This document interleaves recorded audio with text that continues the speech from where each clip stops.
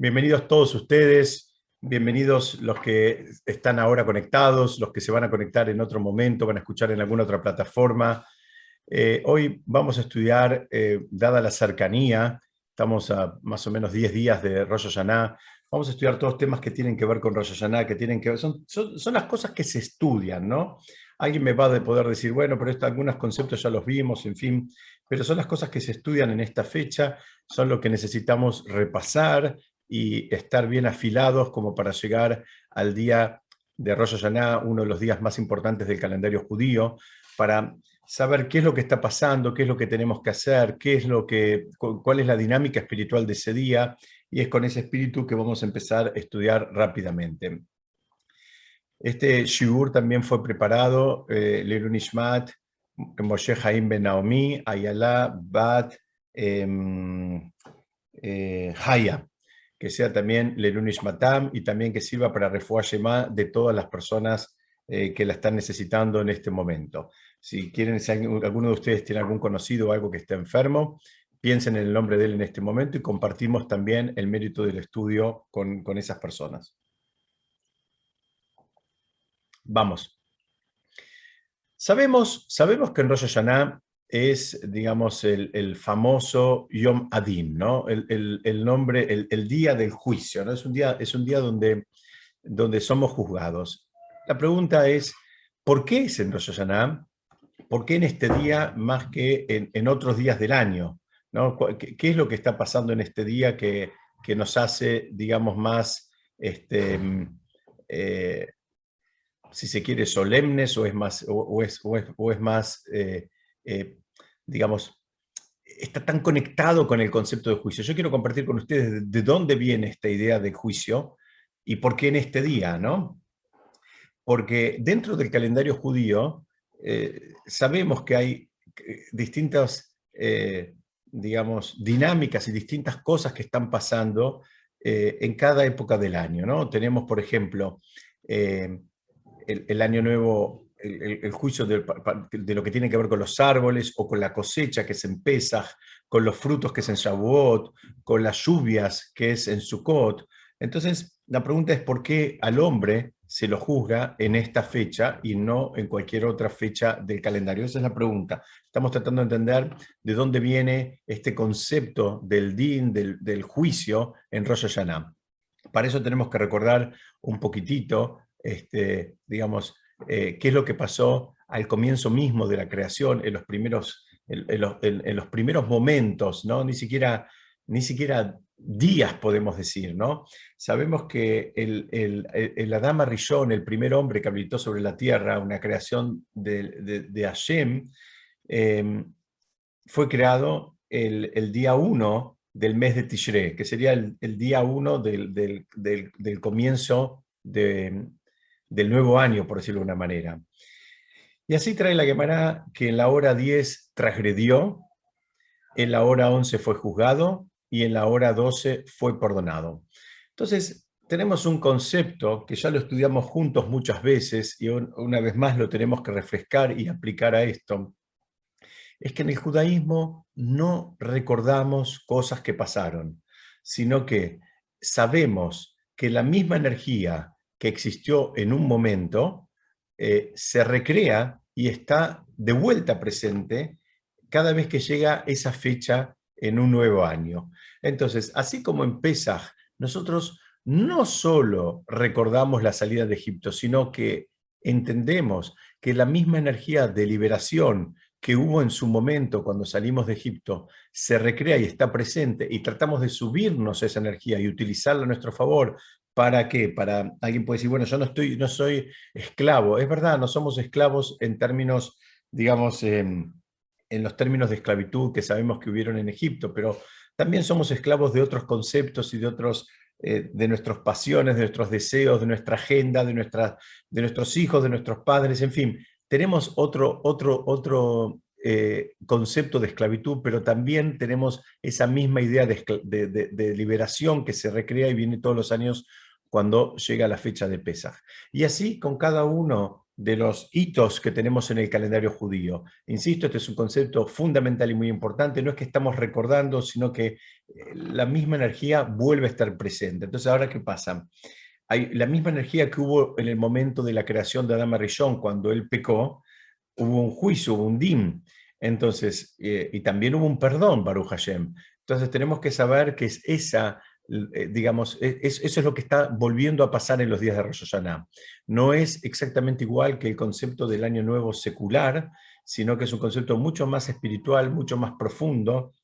De hecho, estos días el Shulchan Aruch mismo, el Código de Leyes Judía, pregunta cuál es la actitud que hay que tener, porque por un lado, eso si Dios quiere lo vamos a estudiar la semana que viene, pero ya que empecé la frase la termino y les doy un anticipo. Por un lado, es un día difícil, claro que es uno de los días más difíciles de nuestro calendario, porque es un día donde estamos siendo juzgados. ¿Juzgados para qué? Para todo. ¿Quién va a vivir y quién no va a vivir? ¿Y cómo va a vivir cada uno? ¿Y con qué recursos va a vivir cada uno? Entonces es un día realmente importante, difícil,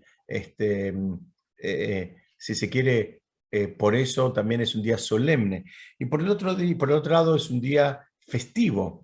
¿Por qué? Porque una vez más, el mismo perdón que hubo al principio está presente ahora y además estamos también en una atmósfera festiva, compartimos en familia, nos deseamos cosas lindas, en fin. Entonces, ahí el Shulchan Aruch dice que la actitud que hay que tener es una mezcla de las dos cosas, ¿no? Una mezcla de, si se quiere, de preocupación, de solemnidad, entendiendo la importancia de este día por un lado, y por otro lado, una dosis de alegría y de regocijo, estando confiados en que saldremos airosos, saldremos victoriosos de este juicio. Entonces, este es un poquito, digamos, una primera aproximación para entender qué es de dónde viene este concepto del Yom Adin. El Yom Adin viene porque justamente el mismísimo Adam Rishon fue juzgado en un día como Rosh Hashanah, entonces ese fue un día donde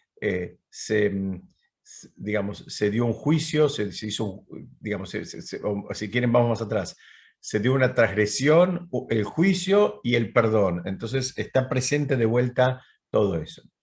Vamos a avanzar. Hay una figura que trae la Torá. La leímos hace, no me acuerdo, 1 o 2 semanas, donde habla del hijo rebelde, ¿no? El hijo rebelde es, en hebreo se dice Ben Soler Humoré, y la Torá enfatiza que no escucha la voz del padre ni la voz de la madre, ¿no? Según el Rambam, dice que acá estamos frente a un hijo que hace dos transgresiones. Por un lado, no le hace caso a los padres, que eso, digamos, ya de por sí es una transgresión, y por el otro lado dice que tampoco cumple, está violando el precepto de ser, un precepto que en hebreo se dice que de ser personas sagradas, personas elevadas. Este hijo rebelde, que así lo define un poco el Talmud, que completa un poco la idea de la Torá, es un hijo que se entrega a la comida y la bebida, en muchos casos inclusive llegando a robarle al padre dinero para poder, digamos, financiar esas comilonas o esas borracheras que el hijo, digamos, que el hijo quiere para él, ¿no? El hijo está totalmente conectado con su deseo físico, entonces es como que le tiene que hacer caso a lo que el cuerpo pide y todo el tiempo. Y la Torá dice que este chico no escucha la voz del padre ni escucha la voz de la madre. Es interesantísimo porque la Torá nos dice qué es lo que no escucha. Dice que no escucha la voz del padre ni la voz de la madre. Entonces encontré en un comentarista que él, digamos, hace ese trabajito de rellenar los espacios que a veces la Torá dice no escucha, pero no dice qué es lo que debería haber escuchado. Y él dice, no, ¿sabes qué es lo que no escuchó este hijo? Este hijo no escuchó nunca al padre o a la madre hablar de espiritualidad en su casa. Este hijo nunca la escuchó a la madre leer unos Teilim o al padre. Nunca lo vio al padre estudiar. A veces el padre estudia, pero está en un ámbito donde nadie de la familia lo ve. Entonces, hay quienes quieren entender que esta figura del hijo descarriado tiene una raíz en que tampoco tuvo ejemplos en el propio seno de la casa. Y viene una pregunta muy fuerte, muy famosa, en relación a saber si el padre tiene que contarle, o el padre o la madre es lo mismo, si los padres tienen que contarle a los hijos las cosas que hacen en términos de mitzvot, ¿no? Esa es una pregunta clásica, si hay que contar, si hay que compartir, si hay que hablar de las mitzvot que uno hace.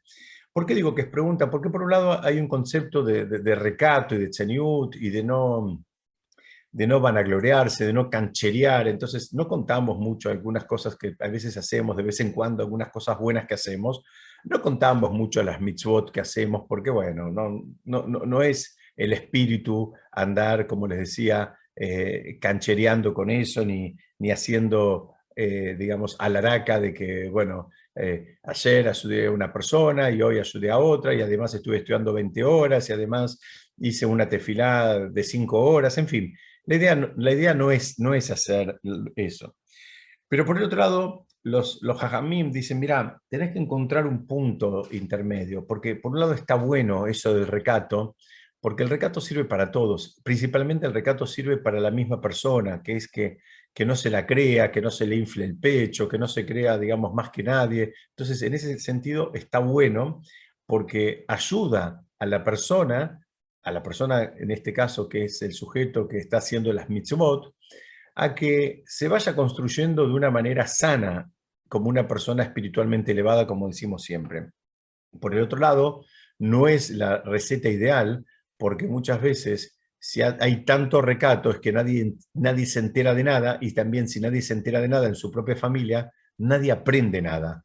Y a veces lo que hace falta es tener los modelos a quienes copiar, de quien inspirarnos y tener, digamos, esa guía. Y cuánto mejor es si esa guía la tenemos adentro de nuestra propia casa. Entonces, estamos entendiendo acá que la figura del hijo descarriado que trae la Torá, bueno, por un lado el hijo es una persona que está liberada y libera, digamos, todos sus deseos, y está presa de sus deseos, como vamos a seguir viendo, pero por otro lado, según algunos comentaristas, también hay una cierta responsabilidad de los padres de no haber, digamos, compartido, si es que la hubo, parte de su vida espiritual y parte de, digamos, de su trabajo en mitzvot, de manera que sirvan como ejemplo para su propio hijo y como motivador, digamos, para imitar, ¿no? A veces nadie quiere lo que no conoce. Si el hijo hay un mundo que no conoce, es muy poco probable que lo quiera,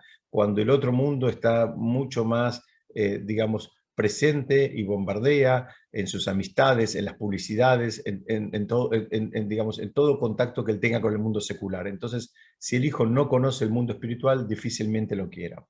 Vamos a avanzar y vemos que, eh, digamos, todo este tema del hijo descarriado, de este hijo que, según alguna opinión en el Talmud, nunca existió. Hay alguna opinión que dice que sí, que una vez vio una tumba, iba por el camino y vio una tumba que decía que ahí estaba enterrado un hijo descarriado. Pero la pregunta es, ustedes saben que el tribunal rabínico le decretaba la muerte a este hijo. El mismo padre lo llevaba a un tribunal rabínico cuando este chico estaba absolutamente descarriado, como decía, y entonces lo único que hacía era juntar o robar plata para comprar comida y bebida, emborracharse y actuar con esa actitud glotona. Entonces, la idea que trae el Talmud es que, bueno, ¿saben qué? Es mejor que este chico lo matemos ahora, ¿no? Eh, antes de que sea más grave, ¿no? Porque la pregunta es, ¿por qué el tribunal lo mataba si todavía no había hecho nada? Lo único que había hecho era comido y bebido, todavía no había, digamos, no habíamos visto algo, digamos, que sea pasible de la pena de muerte. Entonces, esa es la pregunta que traen los jajamim y esa es la pregunta que trae el Talmud de cómo es que funciona esto, por qué se apuran, si se quiere, ¿no? ¿Por qué ahora quieren ser tan eficientes? Entonces, lo que tenemos que entender acá es que el Talmud entendió y los jajamim entendieron que estábamos frente a una persona que ya no tiene esperanzas de hacer teshuvá. Para cualquier otro contexto decimos que siempre hay tiempo, que la persona se puede arrepentir, que puede volver, que puede, digamos, recibiendo las motivaciones correctas, puede actuar de otra manera. Ahora el Talmud viene y me dice, mira, acá no tenemos chances, no tenemos esperanzas de que este chico se encamine en una vida, digamos, si se quiere, espiritualmente correcta. Y la pregunta es, ¿por qué? ¿Por qué en este caso decimos que ya no tenemos esperanzas? Entonces, vamos a ver qué dice que ya no escucha, ¿no? Esto es lo que está hablando acá. Está hablando de que esta persona, este chico ya no escucha. Lo que entendemos acá es que cuando ya no escucha, no hay chances de que vuelva. Una persona que está cerrada a, digamos, a recibir información, motivación, reprimenda, digamos, y que se entrega absolutamente a los deseos de la vista, ¿no? Como veníamos diciendo, a la comida, a la bebida. Por un lado, sigue estando presente la pregunta, porque una persona que es un renegado, que dice que Hashem no existe, que nunca existió y que no hay ningún Dios y nunca hubo ni habrá, ni etcétera, etcétera, no se lo mata. Y acá en esta figura, estamos tratando de entender qué pasa acá. Sí se lo mataba, digamos, de chico, aunque sea teóricamente, como les dije, el Talmud discute si existió alguna vez o no, pero por lo menos existió para que aprendamos algo y existió en términos de estudio. Entonces, digamos, ¿qué pasó acá? Dicen que lo termina de condenar a este chico es una combinación de sus actitudes con más que no escucha. O sea, se entrega la comida y la bebida y además no escucha. Y ahí el rey Shlomo, el hombre más sabio que existió sobre la tierra, nos da una pista. Y él dice así, dice, Musar Rab la Asob Orah, Soneto Jotiumat. Dice, por un lado está mal el que abandona el camino, pero por el otro lado dice, el que odia la reprimenda, ese morirá. ¿Qué significa? Dice, digamos, acá sería como dos niveles y dos conceptos que corren paralelos. Por un lado está el que abandona el camino. Está bien, abandona el camino. Hay gente que, digamos, por el motivo que sea, porque no estudió, porque no recibió las motivaciones, porque no tuvo ejemplos, porque no sabe, porque no entiende, porque no conoce, por lo que cada uno de nosotros conocemos y sabemos en relación a nosotros mismos o a otras personas, en algún momento de la vida, la persona se sale del camino o tal vez nunca ingresó al camino de Torah Mitzvot. Ese es un nivel. Otro nivel es el que odia la reprimenda. O sea, ¿qué significa? Si dice, bueno, por un lado, la persona que se va del camino está actuando mal, está presa de sus bajos instintos, no tiene ningún patrón elevado de espiritualidad, no sabe ni de qué se trata, son conceptos que no los domina, no los conoce, no los desea, porque no están ni siquiera en su agenda. Pero, pero mientras él escucha, en tanto que su oído no está cerrado, puede ser que en algún momento de la vida él se cruce con determinadas personas o en determinadas situaciones o ámbitos donde eso, digamos, le abra los ojos y termine cambiando. Entonces tiene chances de volver. Ahora, el que odia que le marquen los errores, ¿no? Y esto es válido para todos. Todos conocemos gente que no le gusta que le marquen nada, digamos, a mejorar, a corregir, o también si quieren un error. Entonces, ese es el que está complicado. La persona digamos, tiene el derecho de ir buscando en su vida el camino correcto. Besat Hashem siempre lo va a terminar encontrando si realmente la persona lo busca. Pero si la persona está cerrada a escuchar, y está cerrada a escuchar cuando alguien le marque que algo está mal, dice, el rey Shlomo dice, ese morirá. ¿Qué significa morir? ¿Se acuerdan que estudiamos ya? No piensen que se va a morir físicamente, o no necesariamente físicamente. Morirá lo que dice es que está desconectado. Es un término espiritual, que esa persona no tiene chances. ¿Se acuerdan la definición de vida y muerte de acuerdo a la Torá? La definición de vida y muerte no es la vida y muerte clínica necesariamente, sino es el vivo es el que está conectado espiritualmente y el muerto es el que está desconectado espiritualmente.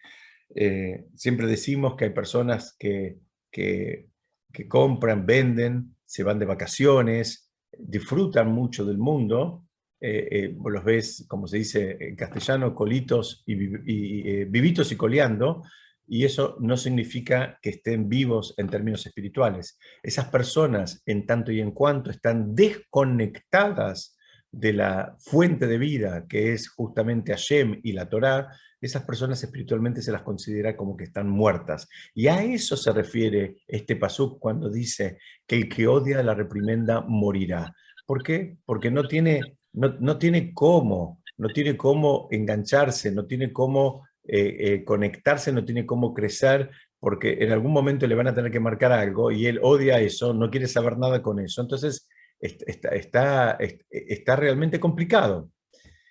Entonces, si avanzamos un poquito, vemos que hay un trabajo del oído. Yo lo puse ahí justamente en el flyer de la invitación. Y el trabajo del oído es justamente escuchar. Ese es el trabajo del oído.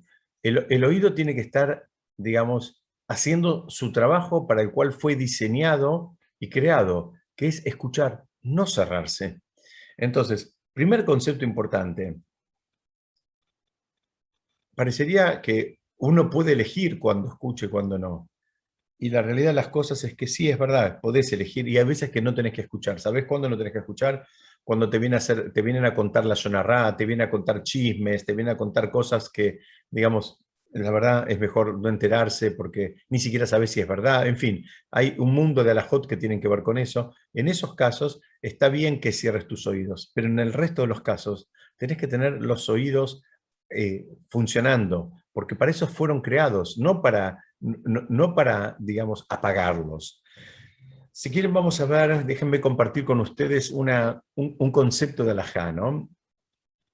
Por ejemplo, una persona que se accidenta y se cae de un techo, ¿no? Está arreglando un techo en un segundo piso de una casa y se cae, necesita curarse de todos los miembros que se rompió, ¿no? Si se lastimó, tiene que, digamos, curarse todo. ¿Qué significa esto? Que el que transgredió con todo el cuerpo, hay un versículo en el profeta Isaías que dice, en hebreo dice, Atu osnehem belehu elai shimu betejien abshehem. Lo que está diciendo el profeta es, digamos, abran un poco, presten atención, abran sus oídos y vengan a mí, ¿no? El profeta está diciendo, acérquense a mí, que soy, digamos, el portavoz de alguna manera de la Torá, escuchen y sus almas van a vivir. Y vemos que el profeta hace depender todo de un solo órgano, del oído. Es decir, fíjense, estamos hablando de una persona que transgredió con todo el cuerpo. Cada uno se puede imaginar todas las transgresiones que se pueden hacer con el cuerpo completo. Y el profeta no está invocando a los demás sentidos, está invocando al oído. También estudiamos que una persona que le causa sordera a otro,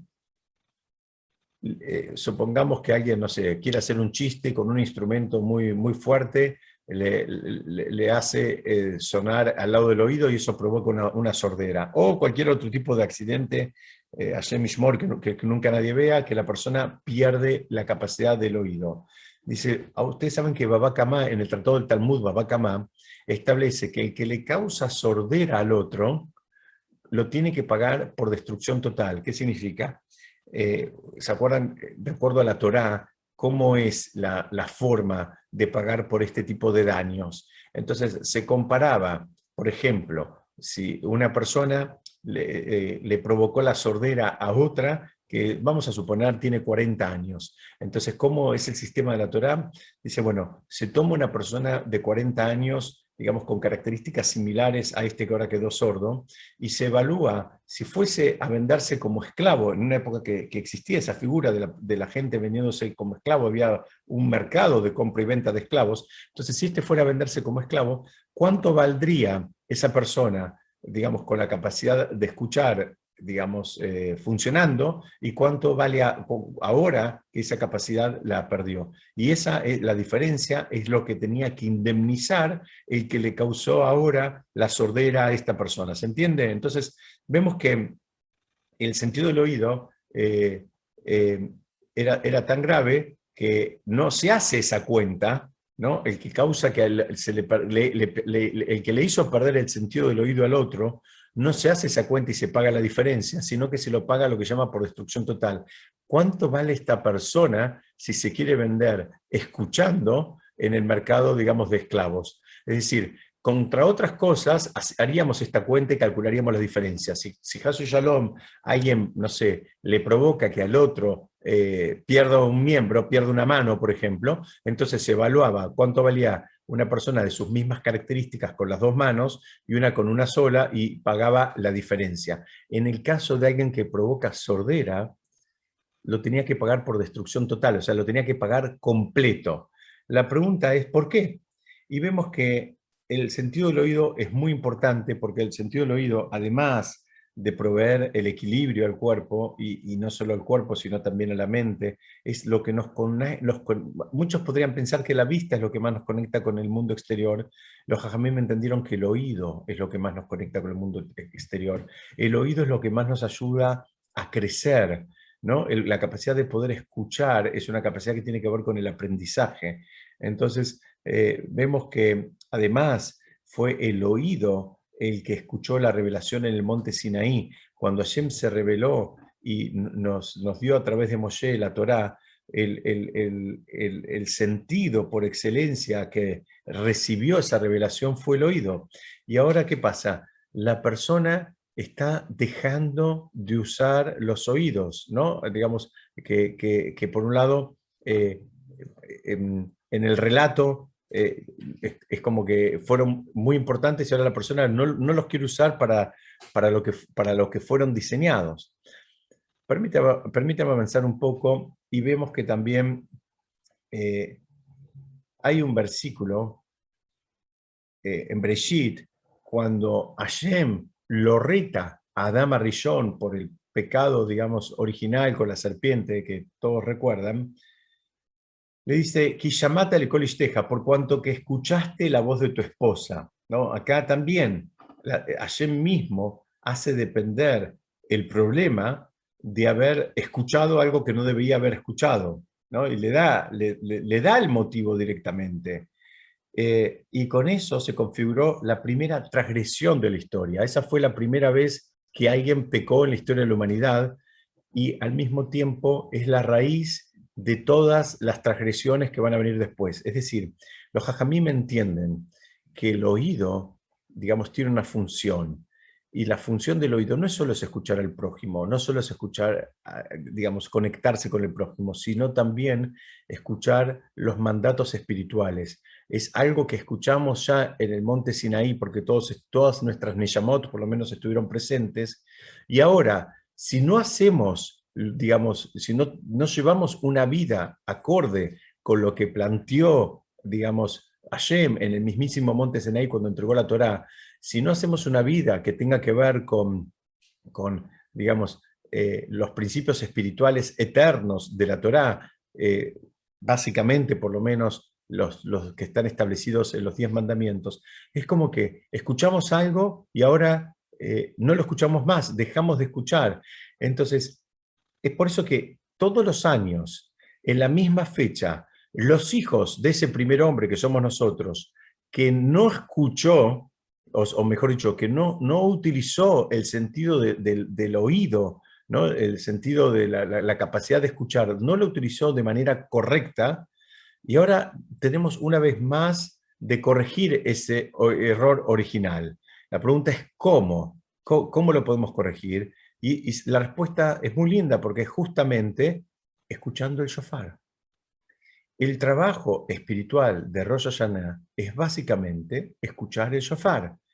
Y fíjense que la misma bendición que se hace cuando se va a tocar el shofar, no se dice, digamos, que nos santificaste y nos diste la mitzvah de tocar el shofar, de hacerlo sonar el shofar, sino que dice lishmoa kol shofar. La mitzvah del día es escuchar el shofar. No hay una mitzvah de tocar el shofar, porque si no, cada uno tendría que tener el suyo y tocar con el suyo, como hacemos después en Sukkot con el lulav. Pero acá no hay una mitzvah que cada uno tenga. La mitzvah es escuchar el shofar, no tocar el shofar.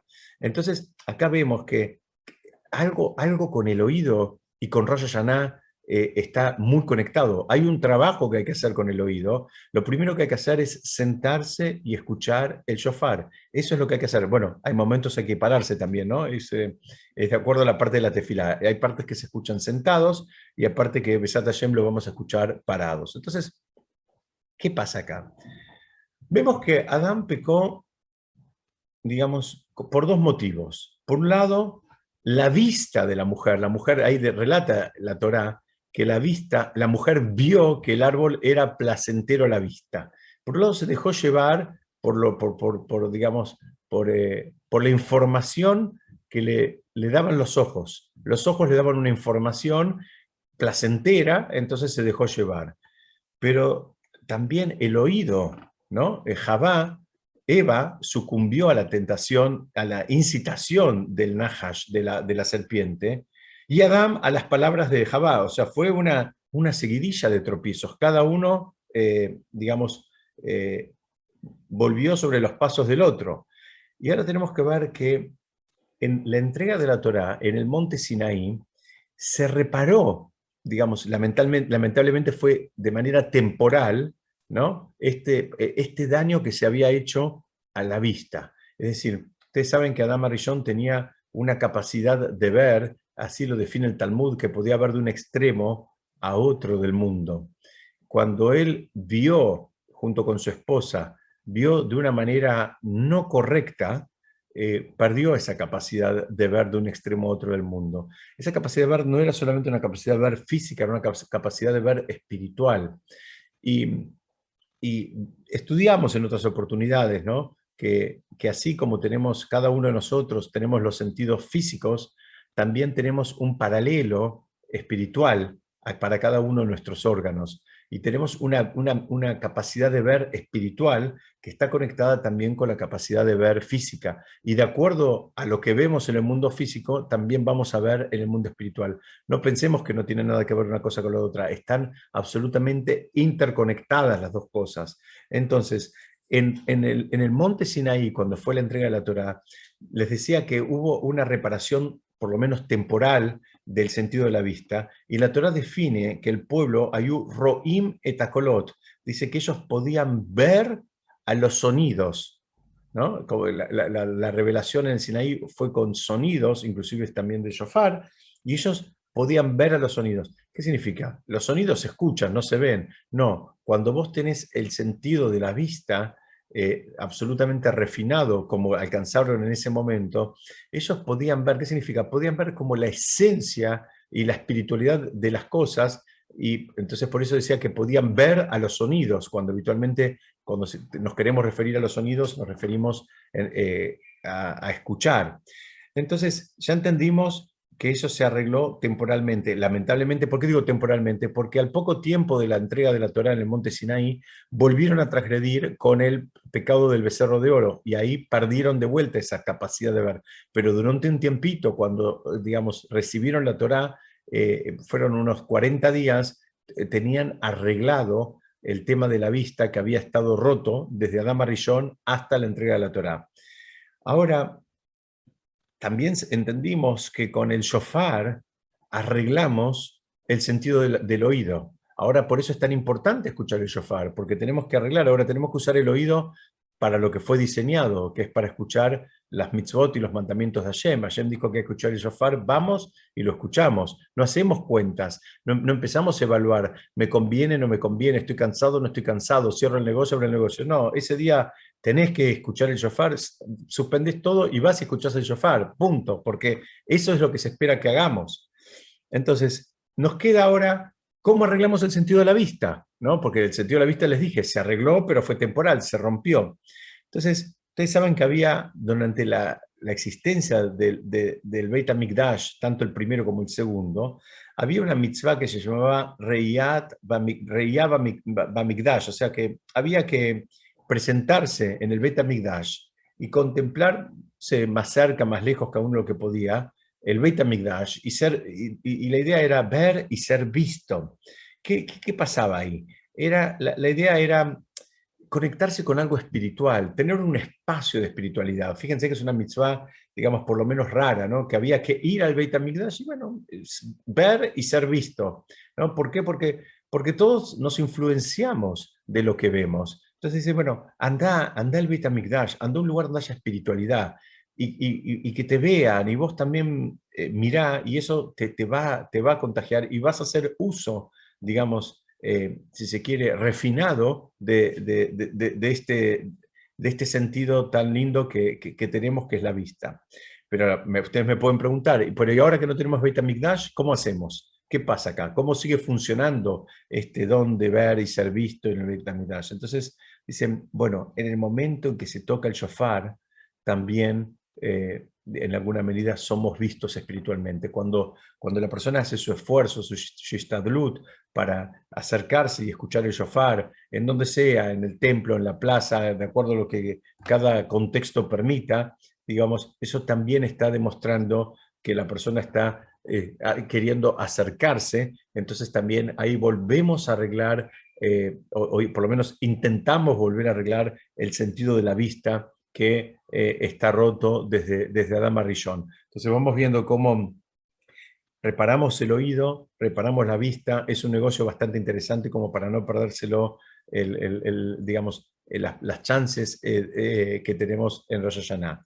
Y vemos que hay una pregunta clásica, ¿no?, que trae el Talmud en el Tratado de Rosh Hashanah, en la página 16, y pregunta, ¿por qué nos sentamos en un momento y en otro momento nos paramos? ¿Y por qué también vamos cambiando los sonidos del shofar? No son siempre iguales, entonces suenan de una manera, suenan de otra. ¿Qué es lo que está pasando acá? Y Rashi, el comentarista clásico del Talmud, dice ahí mismo, dice, mira, la idea de eso es justamente para marear al Satán, para marearlo, para confundirlo, digamos, de manera que no nos puede acusar. Ustedes saben que venimos estudiando hoy, por lo menos, que es un día de juicio, y el Satán lo que está haciendo es, funciona como un ángel acusador, digamos, él está tratando eh, digamos, de que no pasemos el juicio. ¿Estamos bien? ¿Me están escuchando?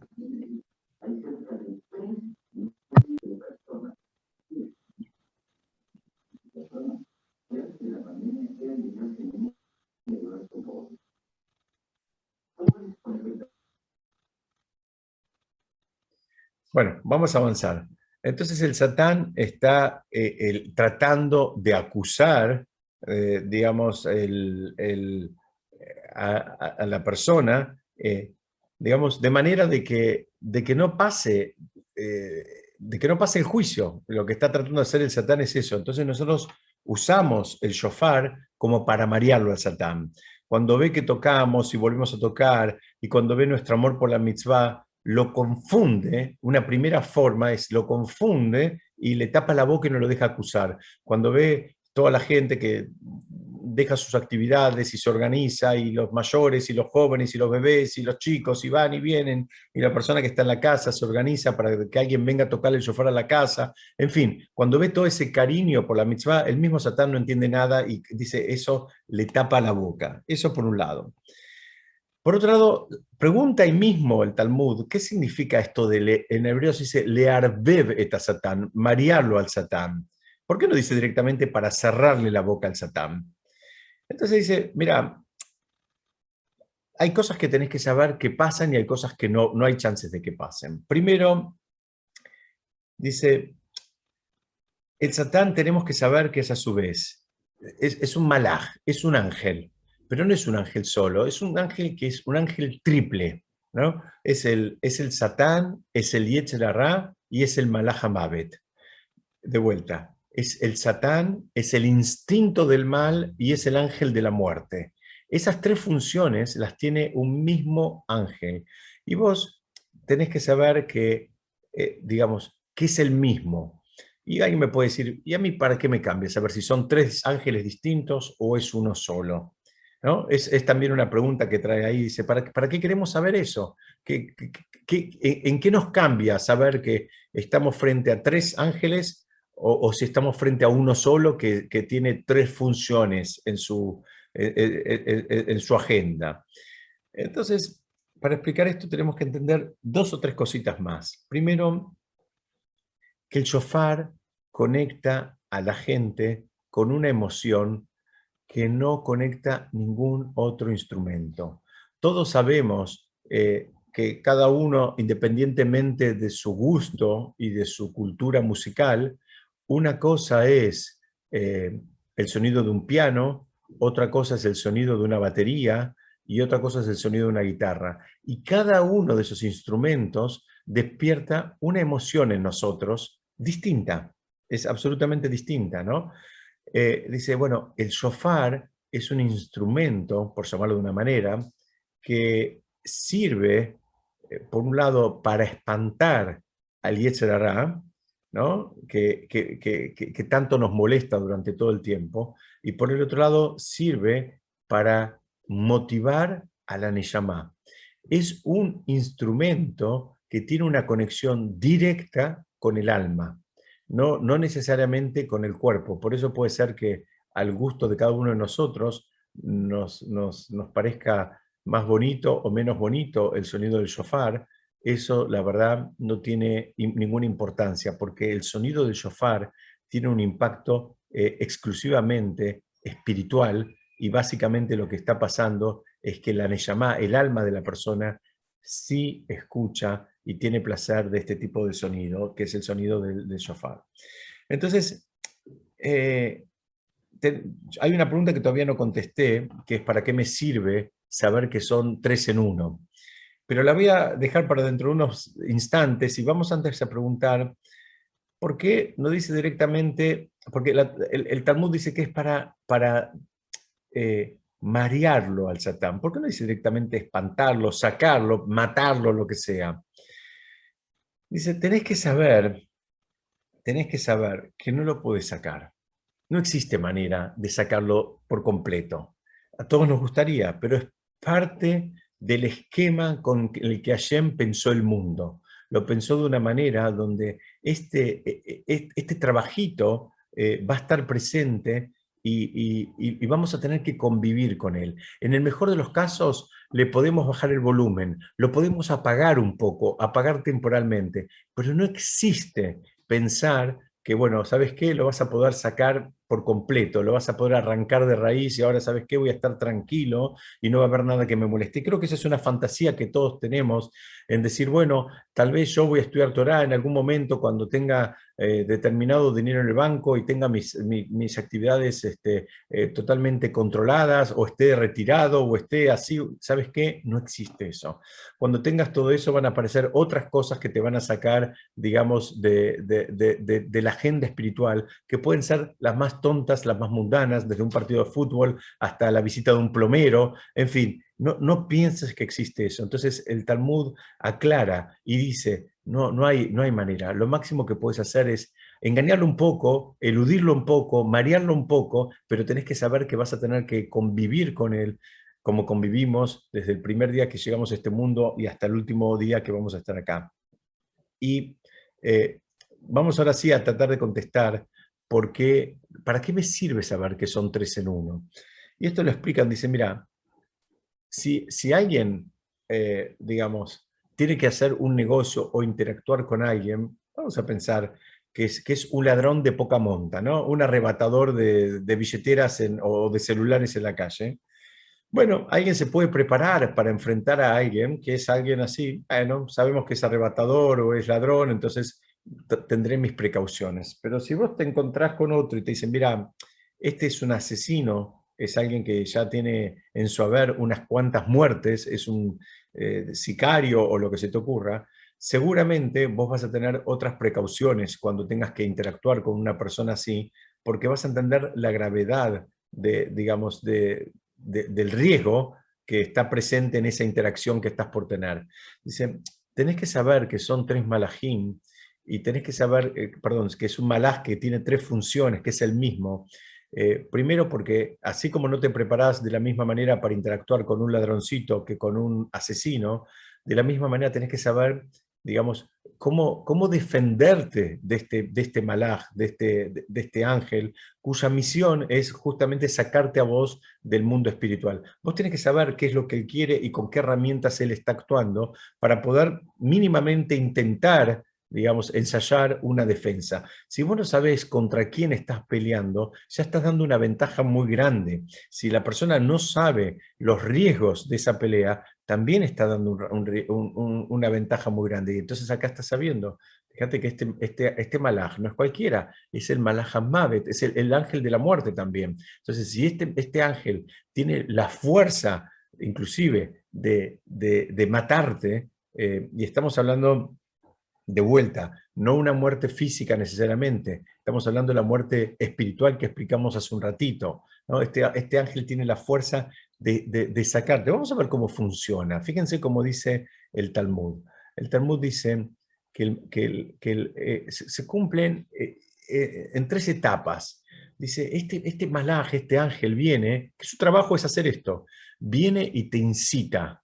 Entonces, en modo Yetzer Hara, en modo instinto del mal, te incita a que hagas algo que no está bien, ¿no?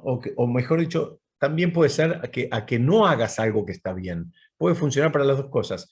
Te molesta este malaj y te dice, mira, no hagas una mitzvah, o te dice, hace una transgresión. Eso es el trabajo de él. Te hace la cabeza, te motiva, te dice lo bien que te vas a sentir, lo poco grave que es lo que vas a hacer, en fin, te va llevando, te va, digamos, molestando, provocando, te va despertando la necesidad, la curiosidad, digamos, algo bien básico para que vos hagas lo que tenga que ver con su programa. Segundo paso, dice, sube y acusa. Entonces, ¿qué es lo que hace este malaj? Ahora va al Shamaim, va al cielo y te acusa. El mismo que hasta hace un minuto te convenció de que hagas una transgresión o que no hagas una mitzvah, cualquiera esta sea, el mismo que te convenció que no prendas las velas de Shabbat, te va a decir, no, pero ¿para qué las querés prender? Si en definitiva no las prendes siempre, entonces ¿qué sentido tiene que las prendas hoy? Y empieza a trabajarte la cabeza. Después, una vez que consiguió lo que deseaba, que era que no prenda las velas de Shabbat, por dar un ejemplo cualquiera, dice, ahora sube al Shamaim y este mismo malaj, este muchacho, va y te acusa frente a Shem y te dice, mira, acá está esta persona que hoy tenía la posibilidad de prender las velas de Shabbat y no las prendió. Y por último, dice el Talmud, recibe permiso y toma la Neyamá. Y acá los comentaristas preguntan, dicen, faltaría como un paso, ¿no? Porque si en un momento dice que sube y acusa, debería haber dicho, baja y después recibe permiso y toma la niyamá. Acá está hablando de que subió, acusó, y después no habla de un movimiento, digamos, si se quiere, físico, simplemente dice, recibe permiso y toma la niyamá. Entonces, ¿qué es lo que está pasando acá? ¿Qué es lo que está pasando acá? Acá está pasando algo sumamente grave. Acá lo que está pasando es que este malaj, lo que hizo, en una palabra, es provocar a la persona. Una vez que consiguió lo que él quería, va y lo acusa, y ahí dice, recibe permiso y toma la neyamá. Y para entender esto, permítanme usar un ejemplo del mundo de la electricidad. Acá tenemos algún arquitecto, por lo menos, y cualquiera va a entender fácilmente el ejemplo que quiero compartir. Si yo quiero arreglar un toma corriente que tengo, por ejemplo, en mi habitación, yo puedo ir al tablero de la casa, desconecto la llave térmica y o el disyuntor, como quiera, de acuerdo a cómo esté hecha la instalación, y puedo trabajar tranquilamente en ese toma corriente, puedo hacer lo que quiero, e inclusive enchufe lo que enchufe en ese toma corriente, no va a pasar nada. Yo en ese toma corriente puedo enchufar una licuadora o un velador o una usina eléctrica y nada va a funcionar. ¿Por qué? Porque yo desconecté en el tablero. Yo en el tablero ya desconecté la conexión de luz, entonces no está entrando corriente directamente. Espiritualmente es lo mismo.